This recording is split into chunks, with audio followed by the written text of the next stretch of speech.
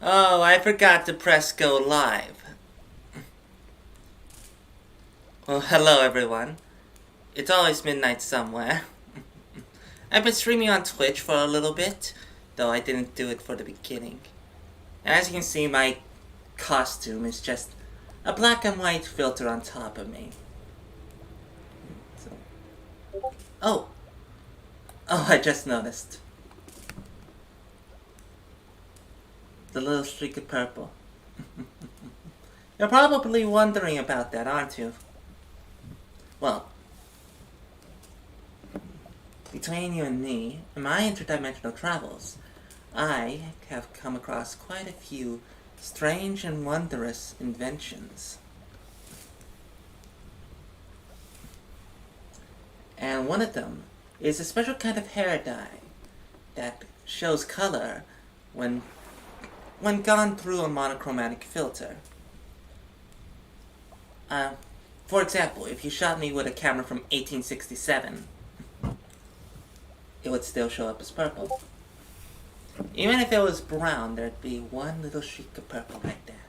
So my monochromatic filter does nothing to it. But yes, thankfully, I did not start the stream before we got to the real meat of it. This is something I've always wanted to do on stream.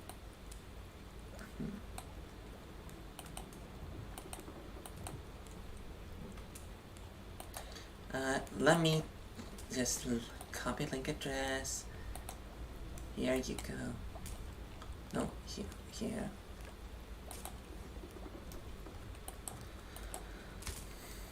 And paste. There we go. There we go. But yes. Today we're going to read a story that I've had on my eye for a good solid year or two.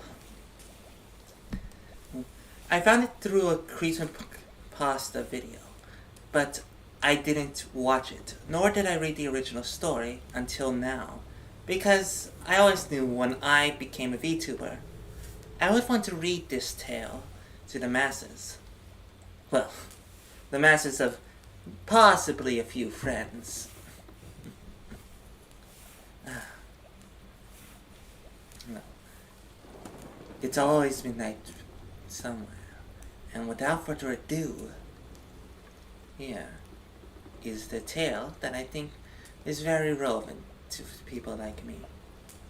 This is by Reddit user Zacharias Frost on the subreddit No Sleep. Special thanks to creepypasta for bringing this story to my attention.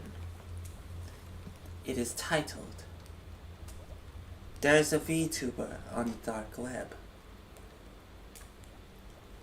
I'm gonna read this as it is written, so this is probably not going to be my traditional, more,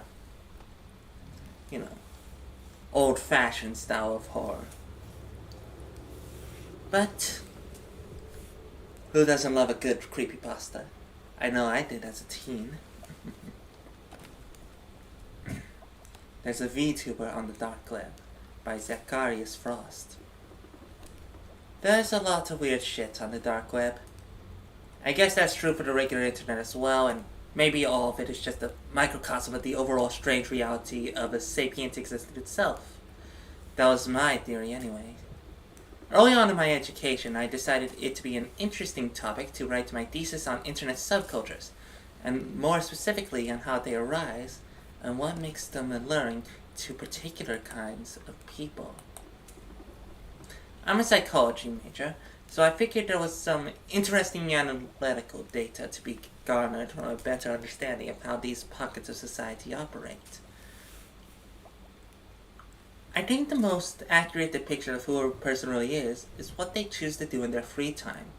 When the bills are paid and the constricting pressures of society are momentarily alleviated, who do you become? Are you a writer? A painter? A gamer? A Lego connoisseur? Or maybe something else entirely? A simple hobby may not seem at all that important in the grand scheme of things, But to me it is everything. Whether society deems it okay, or whether it presents any iota of eventual financial boost is irrelevant. We have hobbies, simply because of the fact that we enjoy them. Some people may be rolling their eyes at this already, like, oh great, another grandiose pseudo-intellectual who thinks she's going to deconstruct the human condition by reading Pawn Wars erotica. Oh. I promise you this now, though. There's no stunning twist or revelation looming at the end of this to explain the meaning of life.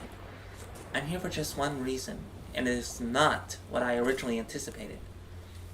I found something. Something which I think everyone needs to know about. A VTuber is an avatar controlled by motion capture software utilized by streamers. Usually these avatars are anime girls with various anthropomorphic qualities. But I'm sure others do exist. I don't pretend to know the logistics of it, but they are the latest craze sweeping Twitch, YouTube, and other streaming platforms.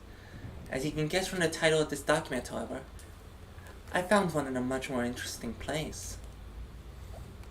Thanks to an interesting virus, cancelled until at least spring of next year. Thankfully, these last few months of lockdown have allowed me ample time to research my thesis, and that was great because I was way behind on it. I spent some time with some of the more well-known surface web communities on places like DeviantArt, 4chan, Wattpad, FunnyJunk, and the remnants of Tumblr. I talked to a few interesting users, but nothing really piqued my interest the way I had hoped. Originally, I never anticipated going beyond the surface web. But as time went on, I began to realize the potential of the dark web. I realized that researching communities that everyone was already aware of was just rehashing old content. What I needed was something new, and the dark web is where I would find it. I downloaded Tor and began the arduous process of sifting through the endless amount of content on there. I found a lot of strange sites and pet projects of people. Some of them were cryptic and made to seem articulate and ominous, but again, none really caught my interest. That is, until one random comment caught my eye. I can't remember the URL I found it on now, but it was the first time I saw that name. Osyra. O-S-Y-R-A. At first, I didn't think much of it, and the person who wrote the comment had something along the lines of, Osyra would like to know your location. I wish I could remember the exact context for the comment, but I figured it was just some meme reference that I wasn't familiar with. As time went on, I saw that name pop up again and again in all manner of strange locations all across the web. I googled the name, but didn't get an exact match. I finally took the bait and managed to engage a user on a website known as Kitsune. The user who had the handle Recycle the Beast had first commented, Osira will bring vengeance, and it will be fun. I typed a message directed at them. Who is Osyra? Sorry, I'm a boomer, I know. I waited around for a few minutes, convinced they wouldn't respond, but was pleasantly surprised. She is love. She is life. A smile crossed my face, and thoughts of Shrek and that infamous video began to circulate through my mind. I thought for sure the user was just trolling me, but I didn't expect anything less. But then they wrote again. Join the game. Another cryptic response, and one that only further convinced me I was being trolled. Kitsune is a simple public chat room, and another user by the name Chaos Weaver then replied. She gave me purpose. Join us. Chaos Weaver also left a link in his comment, which led to a separate URL. I hesitated before clicking, still unsure what exactly I was in for. Up to this point, it just seemed like a reference to something I wasn't getting.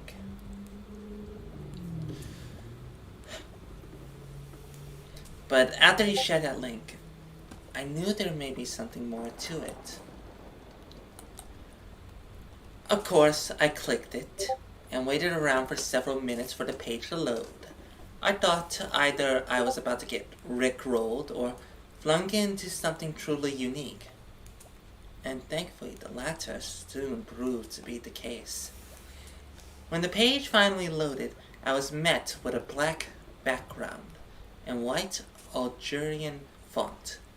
There was a text box and a single question. What do you seek?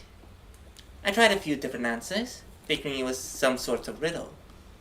Truth, freedom, fun, enlightenment. None of them work. I sat back and contemplated what it was that the website wanted from me. I thought back to my interactions with the previous users who had led me there. I remember one of them said something about purpose, so I tried that. I didn't think it would work, but it did. The website reloaded, and after a minute or two, it displayed another page with a similar setup and new riddle.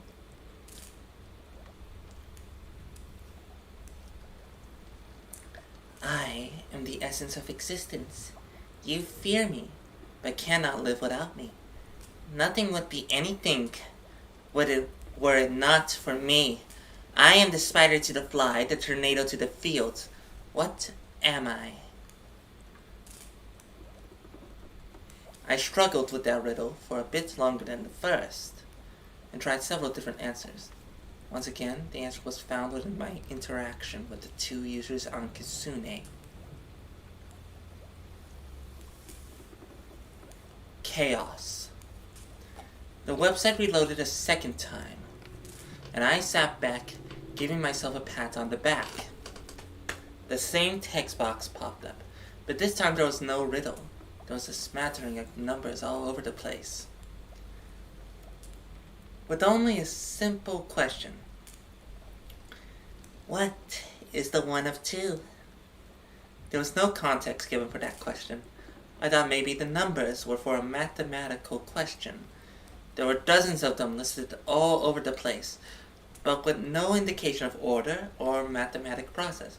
From top left to bottom right in order, this was the list of numbers.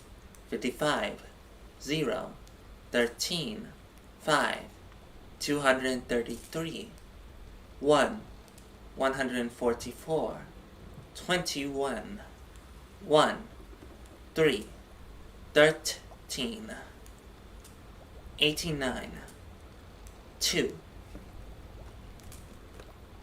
I don't really know why, but this was the moment I became truly engaged in the site. I think it was because of the sort of mystery I was facing.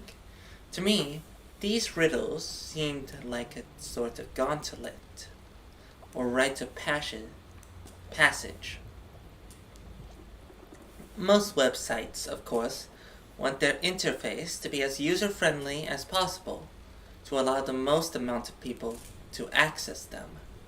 This website, meanwhile, was the complete polar opposite. If anything, they want to restrict entry as much as possible, which was made evident by their series of riddles. I agonized over that page for hours, scouring Google and all sorts of other websites detailing extremely complicated equations. I must have typed those numbers into dozens of websites to try and decipher the meaning behind them, and surmise a guess to the question. I thought at first they were GPS coordinates, but I couldn't make them work no matter what I tried. After a great deal of time, I realized the numbers listed correlated with what is known as the Fibonacci sequence. I don't want to get too math heavy, so for those unfamiliar with the concept, you can find better explanation on Google than I can give here.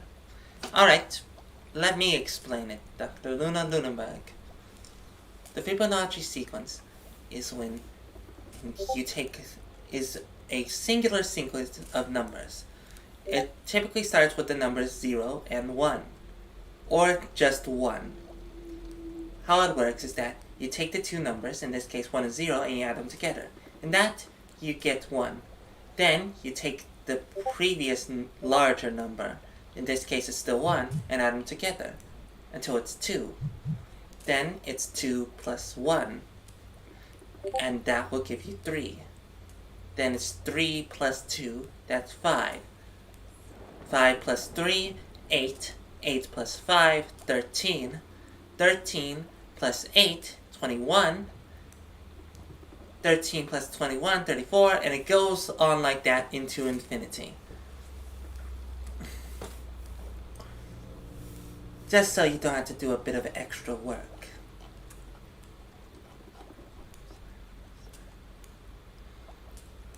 Now, where was I? Oh, yes. The numbers lined up with the sequence, but were scrambled and out of order. The whole concept of Fibonacci is that it starts with binary, 1 and 0. You add the previous two numbers to achieve the third number in the sequence, so on and so forth to infinity until your calculator runs out of room. Darn it, they explained it in the next paragraph. I entered what would have been the 14th number in the sequence, 377, but it didn't work. That really left me puzzled, but clearly it wouldn't be as easy as entering the next number. When thinking back to my interactions with the users who led me there, I realized there was an emphasis on chaos. From a hunch, I did some more searching around and stumbled upon something known as the chaos algorithm.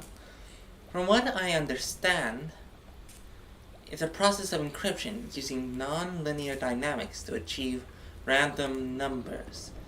Its revolution is highly dependent on the generating sequence used and seeks to illustrate how small variations in pattern can yield colossal changes in outcome. I'm sure I absolutely butchered the explanation of that, and clearly I'm no mathematician. If anyone can provide a more succinct summary of the chaos algorithm, then please feel free to do so. I can't help you here. Either way, this theory seemed half part butterfly effect, and half part away of deriving order from chaos. With that in mind, I loaded up a random number generator and converted the output to letter of the English alphabet. Since I didn't have the initial encryption method at hand, I realized decryption was a nearly insurmountable task. According to Google, there are 13,847 13-letter words in the English language. Add to that was the face that I wasn't even certain that the answer was in English, and you realize how truly outmatched I was. I must have clicked generate on that RNG program 1,000 times and succeeded only in spitting out gibberish 99% of it. I did get 2 words eventually.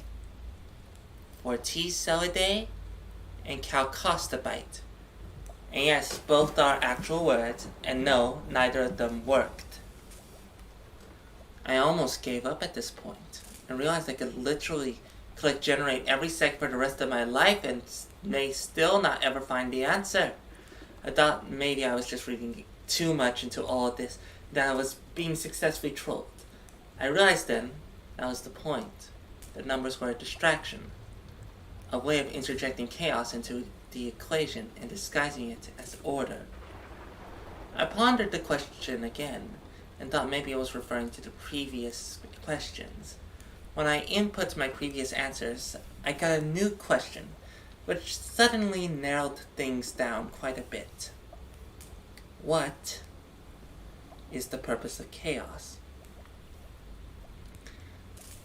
The stars seemed to align then, and I hit generate one more time. Once again I got gibberish, with the first letter being T. I skipped to the T section of the list of 13-letter English words and began scouring through them.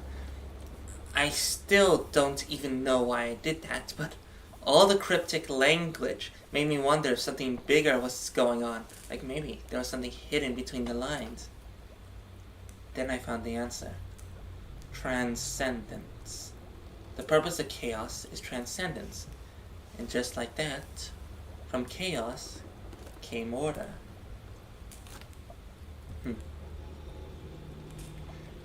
The page finally accepted my answer, and I jumped up out of sheer excitement of finally solving the riddle. At this point, I had no idea what I was in for, but considering the test I had just passed, I thought it had to be something at least moderately interesting. The page took an inordinate amount of time to load then, and when it finally did, I found myself greeted by an ocean of text. I skimmed through it and found my curiosity growing. The paragraphs were nonsensical, but paradoxically verbose. Whoever wrote them was speaking what appeared to be nonsense, but in an oddly articulate manner.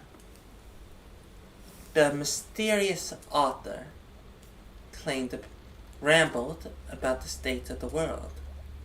They lambasted the powers that be and how they were attempting to shred freedom in the name of control, how they violated rights for the sake of order, and how they intended, above all else, to make the world incredibly boring.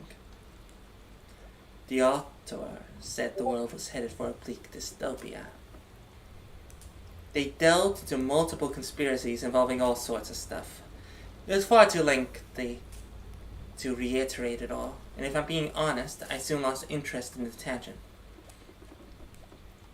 The most interesting thing was the last sentence at the bottom. Our only hope now is to let chaos reign. A cold chill slid down my spine then, and I began to wonder whether I had stumbled upon some sort of terrorist network. Below the lengthy diatribe was a series of videos. I was nervous to watch them, but I couldn't pull myself away. Thankfully, most were nothing too extreme, at least in regards to what you'd expect of the dark web. The first showed two guys with weird masks walk into a grocery store and start mashing milk cartons in the aisle before being chased out by security. The next shows several masked people releasing dozens of dogs from an animal shelter and building the subsequent chaos that ensued as dozens of dogs escaped the compound. Side note, the author used the term doggos. Way to kill the mood. Most were that way, equivalent to cruel pranks, but not inherently something I'd call evil. That was until I found that video. Curb Your Pedophilia was the title. And yet another meme reference. The video began, and right away I knew it wasn't like the others. Hold on. Minor trigger warning. Several slides rolled through, showing a middle-aged man that had been charged with several vile crimes involving child sexual abuse. The video then fizzled out, only to return a moment later with the sounds of whimpering. The video was dark, showing several dim buildings and a run-down block in an unspecified city. The whimpering got louder, and slowly panned to show a man lying in the gutter, mouth gagged, face bloody, and head laying on a curb. I suddenly got a very bad feeling where it was headed. The camera then panned around, and the masked face of a man emerged on screen. The mask looked painted to resemble some cartoon character, with large, colorful eyes and a goofy smile. Blood for the mad goddess, he whispered like the hiss of a snake, a tone dripping with hatred. He then turned the camera on the bound man, strode up to him, and I turned away. The gruesome noise of crunching bone and squelching flesh was enough to deduce his fate and turn my stomach. What the hell had I stumbled into? I quickly scrolled down to erase the memory of the video, scrolling down dozens of other videos in the archive. I should have probably just exited out, but before I could, something else seized my attention. A single screen in the center playing videos, with a chat scrolling down on the side in rapid succession. A live stream, but that wasn't supposed to be possible. I know there's a lot of scary deep web stories out there, where some unfortunate soul stumbles upon a live stream of torture and whatnot. But the simple truth is, that isn't supposed to be possible for Tor. The bandwidth is far too low, and any live stream hosted would be unbearably laggy. That discovery was one thing, but it was what was on screen that was far more curious. This finally brings us to the namesake of the story. Sorry for taking so long to reach it, but I thought it was important to emphasize the strange journey I had taken to reach it. On the screen, staring back at me, was an anime girl with large, multicolored eyes of blue, green, and purple. Like some celestial sea of galactic dust and particles, she had fanged teeth and obsidian hair with white streaks. On her throat was the symbol of chaos, an 8-pointed star painted with asymmetric arm lengths in black ink. Riding at her back were a series of claws, wings, and tentacles, like some myriad enclave Adarianthropes. Now, if you are a person of culture, then you probably know all too well what anime girls and tentacles usually leads to. And at first, I was thinking the same thing. I watched with bated breath as the chat scrolled by on the right, and the girl made small movements on screen. Ooh-woo? Genuine ooh-woo in a hoarse like. Ooh-woo, your dedication is wonderful, gnarly biscuit. Her voice was quite something, like a fusion of a young girl, demonic entity, and a wasp. It was slightly mechanized, and almost buzzed in the most bizarre tone I ever heard. Something about the voice was deeply unsettling. Obviously, I'm not going to be able to replicate that. Still not certain what or how I was seeing this, I hovered my cursor to the right and tried clicking on the chat. It was then I realized I couldn't, and things started to make a bit more sense. The live stream wasn't live, it was just an archived video. The video gave no scrolling icon at the bottom, meaning no indication how long the video was. I could not skip forward or roll back the video, meaning all I really could do was sit and watch. The stream continued for a while, with the host reading super chats and interacting with the chat. The platform she was using was one I'd never seen before. It looked similar to the Twitch layout, but the features were different. More bare bone and with a lack of finesse, which led me to believe it was some bootlegged knockoff version. It went on for several minutes, and I was beginning to sort of lose interest. At first, I thought I'd stumbled upon some hidden gem, but as time went on, I started getting bored. I figured she was just going to start playing a game or continue chatting, and debated upon exiting. The haunting memories of the previous videos I'd seen on the site kept me around though, and I knew this wasn't an ordinary live stream. Eventually a new video popped up on screen, showing a man walking towards a store. Whoever was filming was doing a terrible job of it, and I could barely make out what was happening. The guy was wearing some sort of mask, painted like a cartoon character, in what must have been reverence of the stream's host. I took a moment and read the comments as they rolled past with impressive speed. Osira be praised, blood for the mad goddess. Buggers, chaos 5 ever. Make them believe. Osira forever. But by far the most egregious comment I read. 2020 was a great year. There had to be dozens, if not hundreds of people watching, just based on how fast the chat was scrolling.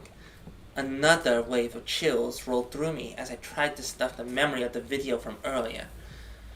People always make edgy comments online, but something about the setting was different. I had no idea what I was in for, and looking back, there wasn't a thing in existence that could have prepared me for what was about to happen. Be warned, these images are gruesome. She wasn't kidding either, and I felt my breath catch in my throat. The video began to play, unfurling in rapid speed with a dizzying torrent of horrific imagery. Images of the Holocaust, the Cambodian killing fields, the USSR starving Ukrainian citizens. Boy, is that more relevant than before. The Armenian genocide and countless others flashed on screen. Visions of war and torture, of crimes against humanity. Peace is death, and order is the noose. The clip ended with those simple few words. I thought this strange enclave was about to rejoice in violence, but after I read that, I realized this was something quite different. I know, chat. Humans are disgusting. She exited the sickening images and replaced them with the thumbnail of a video. Her avatar then grinned, which was the most discernible facial movement she had made since it began. This is our purpose. Humanity has a natural tendency to strive for order, to constrict rights and freedoms, to achieve some imaginary utopia. And where has it gotten to? Your cities are ruled by tyrants and demagogues. I'm not saying the next part. People that laugh in ivory towers as they poison your world and take more and more from you with each passing day. The girl paused and slowly shook her head. Chaos is your only salvation. I burst out laughing after that. I just couldn't help it. Just the way she spoke about chaos was hilarious to me. Like it was their messiah waiting to make the world whole again. The whole thing had an oddly religious tinge to it, and I couldn't tell if the viewers proliferating it were just in on the joke or whether they were serious. The comments they made were clearly 4chan-esque, but with tinges of other ideologies that don't normally associate. Some oddball alliance with equal parts anarchistic and megalomaniac ideas. Something strange happened then. The lights in my room suddenly flickered. For a moment I thought I saw something on the monitor. Something unsettling which I don't even know how to describe. A random electrical issue is what I convinced myself, but that didn't exactly bring me any comfort. The VTuber then brought up a new video, and I waited with eager anticipation. The video began with what appeared to be a dimly lit house. The screen was shaking, and the person filming was breathing heavily. They appeared to be crouched down in a corner of the kitchen, clearly hiding and terrified of something. There was a sudden, loud bang causing the person to wince. The door down the hall then slowly rolled open, revealing nothing on the other side. The person filming took off, running through the house and up the stairs as they began crying. They reached the bedroom seconds later and abruptly slammed the door behind them. Slowly, they backed away, keeping the camera's view trained on the door. Things got eerily silent for several seconds until a faint thumping noise was heard. The thumps were rhythmic and became louder and louder until it became clear what they were.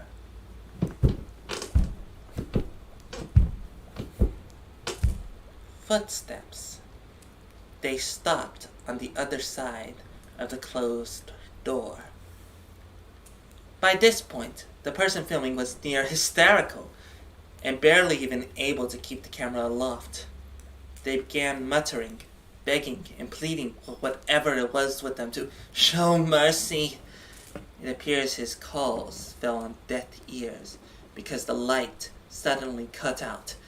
His frantic whispers filled the darkness, and as he turned towards the window, something attacked. It happened so quick that all I saw was a silhouette with long hair. The man began screaming, and the feed turned into a blur of shadows and lights. I couldn't make out what was happening, but in mere seconds the man was silent, and the video ended. The chat went ballistic, surging faster than ever. Most of the things said were congratulatory to some degree, like they had just witnessed something impressive, and I guess in a way they weren't wrong. I have no way of knowing whether that video was staged, but I haven't been able to find a copy of it anywhere. The host of the stream archive sat around basking in the comments for a moment, and the chat repeated many of the same phrases I saw before. A lot of them also made references to the coming storm and the great ataxia, but it was all just probably gloating. That said, I couldn't help but think that it was a warning. If there's one thing that was clear about this congregation by then, it's that they were more than willing to follow their goddess's morbid decrees. A literal simp army of degenerates and lunatics. Thank you for tuning in today, pupils. She then leaned closer to the screen, seeming to stare directly into my soul. It sounds stupid, I know. I mean, we're talking about a damn anime avatar after all. But I'd be lying if I said it didn't send shivers down my spine. That gaze, it was more than human.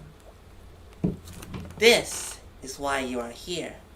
Suddenly my screen went black, along with my entire apartment.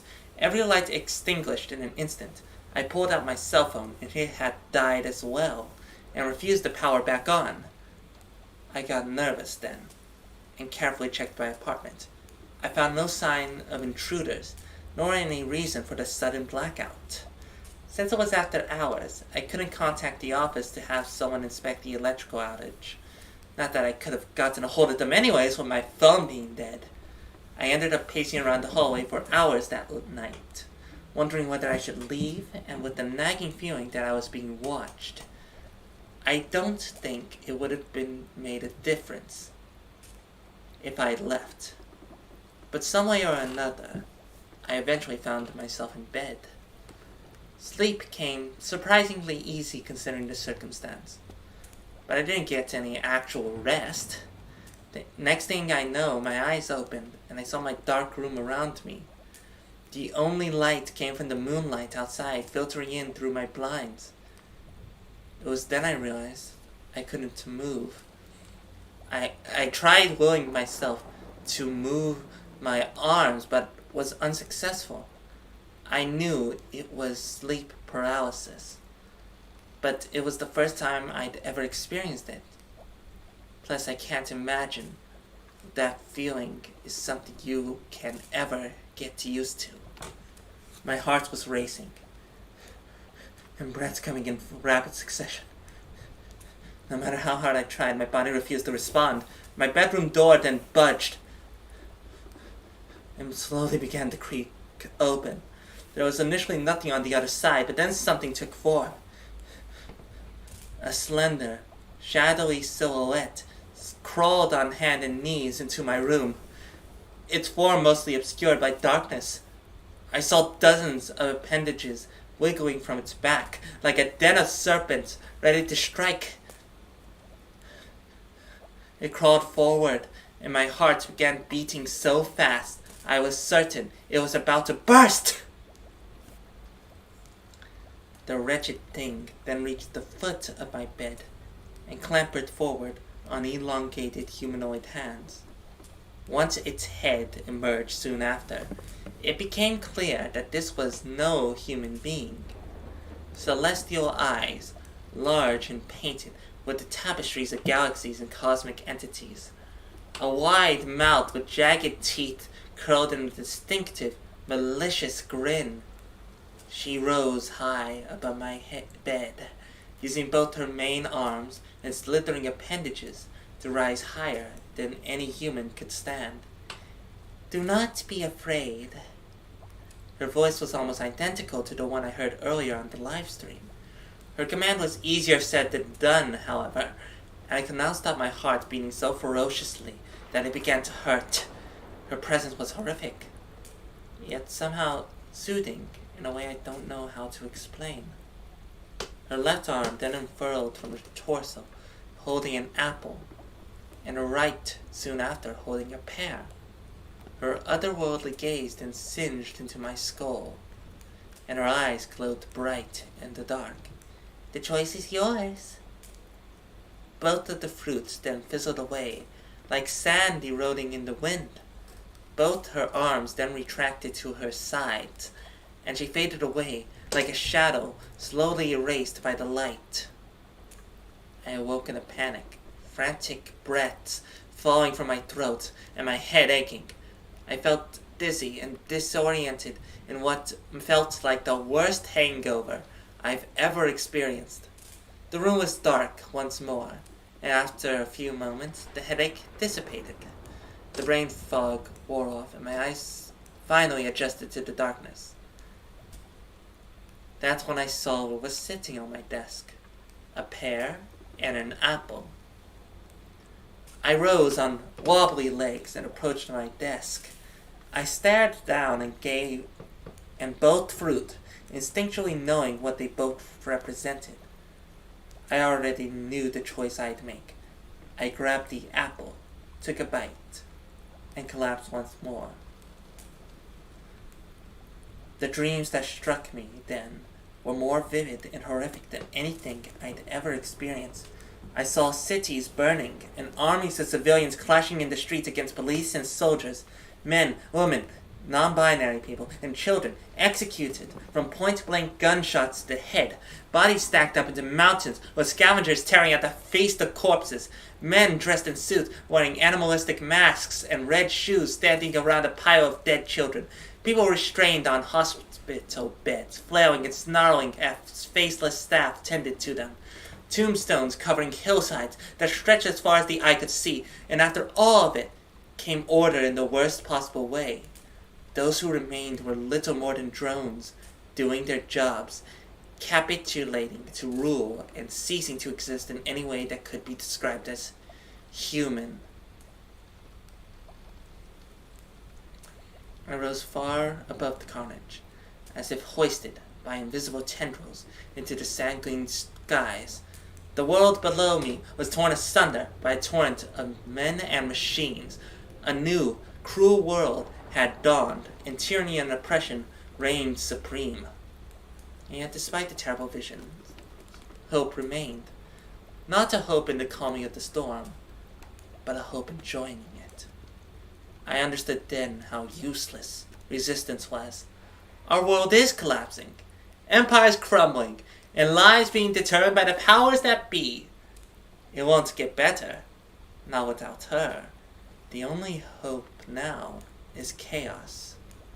Osira is not just some random VTuber. She is a force of nature, a raw power which she has gracefully bestowed upon us. Perhaps she takes pity on humanity, or perhaps we are just a part of her game. Either way, resistance is futile. The world is on the brink of an eternal boring existence where everything is determined, everyone is the same, and nothing is left to chance. In a world where everything is equal, nothing can be extraordinary. Utopia is dystopia, and to achieve it, they will strip you of everything that could possibly be considered human.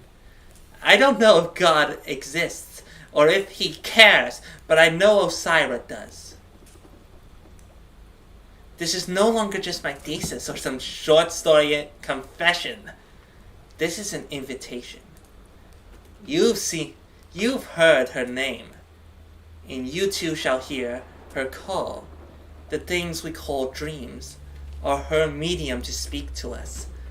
I cannot predict what she will tell or show you, but once you've seen her name, you can never forget. Before all this, I was nothing, a nobody, who shambled her way through life one blunder at a time. The year that has been, 2020, has flung our world into a dystopian nightmare, and it will only get worse. There is no sense running from reality anymore.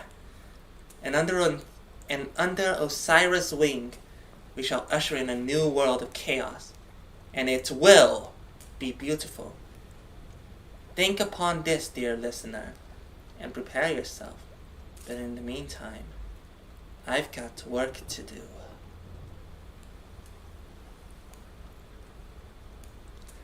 Jesus, that was amazing! There were a few parts I didn't like. For example, clearly no indication given to non-binary people. But still, that was a good story. And I'll tell you this, I would eat that apple too. Maybe not the best thing to admit. But I would never lie to you, now would I? Probably should have changed it to a smile earlier. I really like that story. It's very nice. No.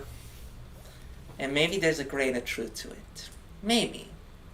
Though obviously she takes it a step too far. Though in what way I can't say, I can tell she does. Well, I sure hope you enjoyed our little Halloween presentation. And I hope you enjoyed our lovely little tale.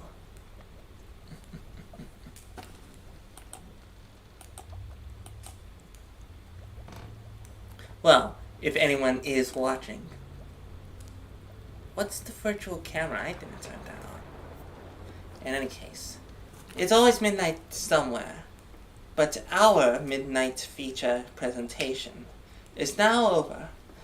I should do more readings of stories. That was fun. And I think I did a good job too. There were a few modifications to the text I made, but all of it was on the fly. No rehearsals. You'll probably tell by a few of the word fumble links. Blah, blah, blah. Yes. I'll be sure to... You know what? I'm going to link that in the description of this live stream, just for you to read. Though do be warned, while it's not a lot,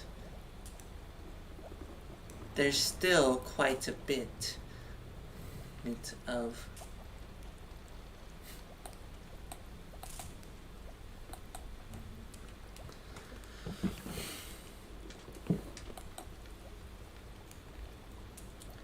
there's still quite a few mentions of less than desirable activities. In any case, I hope you enjoyed. And I hope to see you all tomorrow, when I'll just be playing a simple classic game of Team Fortress 2. In any case, happy Halloween, and tomorrow have a happy Dias de los Muertos. I can never roll my R's. Have a lovely night.